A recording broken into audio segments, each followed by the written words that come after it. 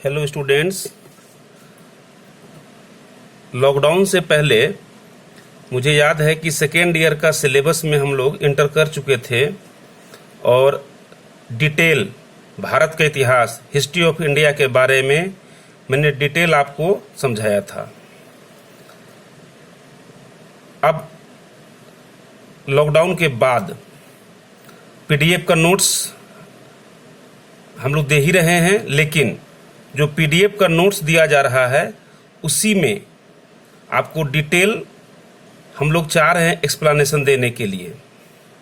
तो आज पहला चैप्टर जो सेकेंड ईयर का है, आपका सिलेबस का पहला चैप्टर है प्रथम नगरों की गाथा, हड़प्पा सभ्यता, ईंट, मनके और अस्थियां। The story of the first cities, the Harappan civilisation, bricks, beads and bones के बारे में हम लोग डिटेल चर्चा करेंगे। ये जो पहला चैप्टर है उसको कई नाम से जाना जाता है जनरली। हड़प्पा सभ्यता, नदी घाटी सभ्यता और सिंधु नदी घाटी सभ्यता। आम बोलचाल की भाषा में इसे हड़प्पा सभ्यता कहा जाता है। क्यों कहा जाता है, इसकी चर्चा हम लोग आगे देखते हैं।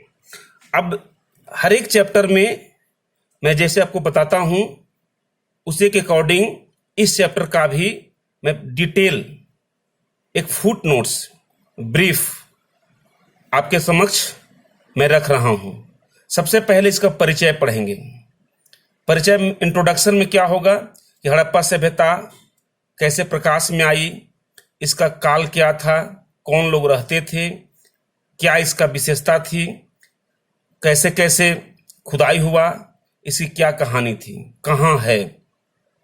इसके बाद हम लोग पढ़ेंगे हड़प्पा सभ्यता का विस्तार और प्रमुख केंद्र। यह एक इंपॉर्टेंट क्वेश्चन आता है लॉन्ग क्वेश्चन के लिए 10 मार्क्स का। What are the important major sites of Harappan civilisations. इसके बाद हड़प्पा सभ्यता का विशेषताएं, feature of the civilisation. Harappa सभ्यता का विशेषताएं में कई विशेषताएं हैं। पहला क्वेश्चन आएगा विशेषताएं लिखने के लिए, तो हम उसमें डिटेल लिखेंगे।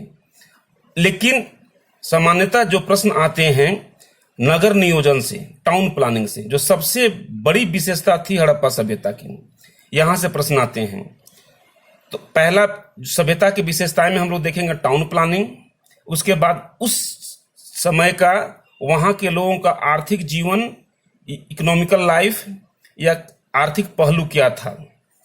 उसके बाद सामाजिक जीवन, इसके बाद धार्मिक जीवन, इसके बाद राजनीतिक जीवन। इसके बाद हम लोग देखेंगे उस समय कुछ कलाएं भी विकसित थी, चित्रकला, मूर्तिकला, इन सब के बारे में जानेंगे। और लास्ट में यह सभ्यता जो दुनिया का एक विशेष सुविकसित बड़ी कांस्ययुगीन सभ्यता थी, उसका पतन हो जाता है, उसकी समाप्ति हो जाती है, डेक्लाइन हो जाता है। इसके बारे में हम लोग पढ़ेंगे। और लास्ट में हम लोग देखेंगे मैप वर्क, मानचित्र कार्य, क्योंकि मानचित्र से 10 नंबर के प्रश्न आते हैं। अब है कि पहला है परिचय। नदी घाटी सभ्यता इसको बोलते हैं, सिंधु नदी घाटी सभ्यता बोलते हैं और हड़प्पा सभ्यता बोलते हैं।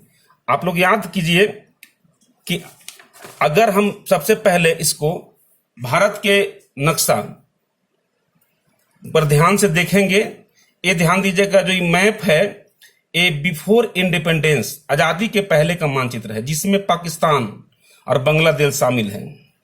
तो पहला क्वेश्चन है कि पहले नदी घाटी सभ्यता क्यों कहते हैं, क्योंकि हड़प्पा सभ्यता से जितने भी प्रमुख स्थल पाए गए हैं वे सभी के सभी किसी न किसी नदी के किनारे से पाए गए हैं। इसीलिए सर्वप्रथम इसे नदी घाटी सभ्यता, रिवर वैली सिविलाइजेशन कहा जाता है। अब कुछ लोग का मानना है कि इसे सिंधु नदी घाटी सभ्यता कहा जाता है। क्यों कहा जाता है, क्योंकि जिस क्षेत्र में यह सभ्यता विकसित हुई, आप ध्यान दीजिएगा जो इसमें ड्रॉ किया गया है, यहां से यहां तक, यहां से यहां तक, ये जो इलाका है ये पूर्वोत्तर पाकिस्तान और पश्चिमोत्तर भारत, ये इलाका में एक बड़ी नदी बहती है और सबसे प्रमुख नदी है सिंधु नदी। यहां देखिएगा मानसरोवर झील है जो अभी तिब्बत में है। मानसरोवर झील से यहां से एक बड़ी नदी निकलती है इस प्रकार, जो अरब सागर में गिरती है, पूरा का पूरा पाकिस्तान होते हुए आती है, सिंधु नदी है। यह इलाका काफी उपजाऊ इलाका पहले से रहा है। इस सिंधु नदी में 5 नदी आकर मिलती है, झेलम, चिनाव, रावी, सतलज और एक किधर से नदी आती है, ब्यास। और यही 5 नदी का पानी के कारण इस इलाका का नाम है पंजाब। पंजाब का मतलब होता है आधा पंजाब भारत में आ गया और आधा पंजाब आ गया पाकिस्तान में। आब का मतलब होता है मुगल भाषा में पानी। तो ये 5 नदियों का क्षेत्र को बोलते हैं पंजाब। अब हम लोग यहां देखते हैं मैक्सिमम जो केंद्र, बड़े बड़े केंद्र पाए गए हैं हड़प्पा सभ्यता से या इस सभ्यता से, वो सिंधु और इसके सहायक नदियों के किनारे बसी है। इसीलिए विद्वान इसे सिंधु नदी घाटी सभ्यता या इंडस वैली सिविलाइजेशन कहते हैं। अब इसमें हड़प्पा सभ्यता क्यों कहते हैं? इन सभी स्थल में सबसे बड़ा और सबसे पहले, बड़ा नहीं कहेंगे लेकिन सबसे पहले अगर कोई विकसित साइट, केंद्र, बस्ती, स्थल खोजा गया था तो वो था हड़प्पा, जो रावी नदी के तट पर पंजाब, पाकिस्तान के पंजाब प्रांत में है। दयाराम साहनी 1921 में सबसे पहला कार्य इसको खुदाई से यही किए थे। इसीलिए सर्वसम्मति से विद्वानों ने इस पूरे केंद्र का नाम हड़प्पा सभ्यता रख दिया। इसीलिए इसे हड़प्पा सभ्यता कहा जाता है। अब बात आती है कि हड़प्पा सभ्यता, सिंधु नदी घाटी सभ्यता या नदी घाटी सभ्यता लगभग सब एक ही है। इसके पहले हम लोग 11th में एक चैप्टर पढ़े थे मेसोपोटामिया की सभ्यता, जो दजला और फरात नदी किनारे बसी हुई थी। वो भी कुछ इसी प्रकार की सभ्यता थी, लेकिन उस सभ्यता से कई गुना बड़ा, वहां से ज्यादा विकसित यह सभ्यता पाई गई है जो वर्तमान भारत और पाकिस्तान में स्थित है। ऐसा ही एशियाई सभ्यता मिस्र में पाई गई है, चीन में पाई गई है। तो जहां जहां सभ्यता पाई गई है, सभी सभ्यताएं किसी न किसी नदी किनारे पाई गई है। इसीलिए पूरे विश्व के सभ्यता, प्राचीन कालीन सभ्यता को नदी घाटी सभ्यता, रिवर वैली सिविलाइजेशन कहा जाता है। उसमें भारत और पाकिस्तान में जो पाए गए हैं उसको सिंधु नदी घाटी सभ्यता कहते हैं। अब पार्टिकुलर इसी का एक शॉर्ट नाम दे दिया गया हड़प्पा सभ्यता।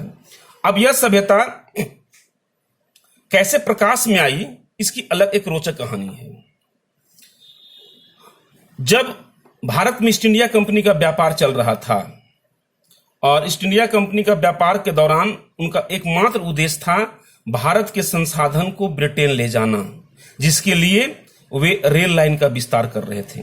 आपको पता होगा कि लॉर्ड डलहौजी के शासनकाल में सबसे पहली रेल यहां मुंबई है, मुंबई के जगह में एक जगह है बोरी बंदर और थाने के बीच में पहली बार रेल चलाई गई थी। यह रेल भारतीयों को चलने के लिए नहीं थी, बल्कि सामान ढोने के लिए। यहां से सामान को बंदरगाह तक लाना, कच्चे माल को लाना, सूती वस्त्र के कपास या अन्य सामान लाना और यहां बंदरगाह के माध्यम से ब्रिटेन ले जाना था। इसी क्रम में मैंने पहले चर्चा किया है कि ये सिंधु नदी घाटी का जो इलाका है वह भारत का सबसे बड़ा उपजाऊ इलाका था। एक काली मिट्टी का इलाका है जहां हर प्रकार के खाने पीने का अनाज, खासकर आप कपास, तंबाकू, ये सब काफी, इसके लिए काफी विकसित जगह है, काफी प्रसिद्ध जगह रहा है।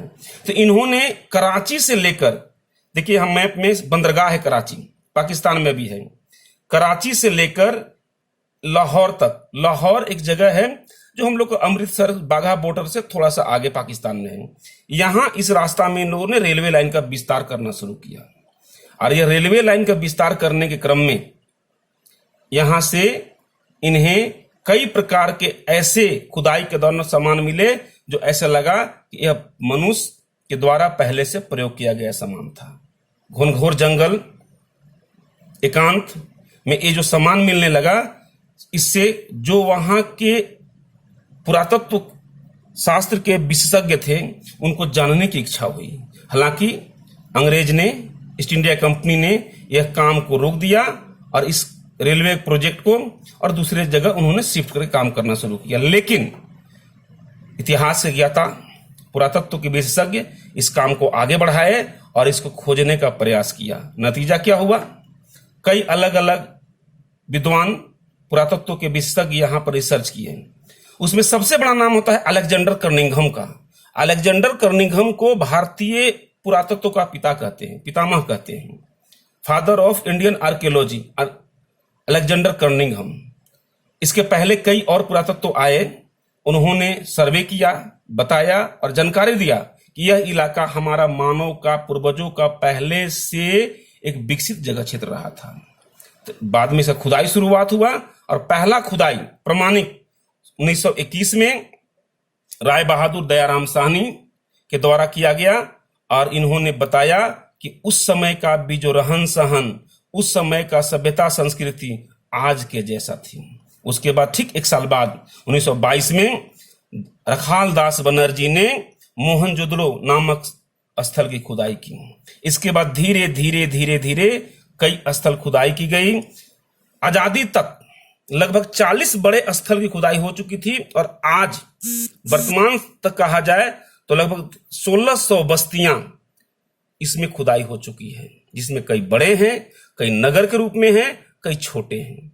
अब इस सभ्यता का विस्तार देखा जाए तो इसका विस्तार में उत्तर में हम लोग देखते हैं जो जम्मू कश्मीर में मांडा है, अब यह लेह राज्य में चला गया, जो अभी नया राज्य बना।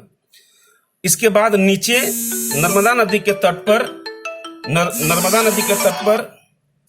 नदी के तट पर भगत राव, पूरब में आलमगीरपुर और पश्चिम में सुतकांगेंडोर, इस इलाके में इसका विस्तार हुआ है।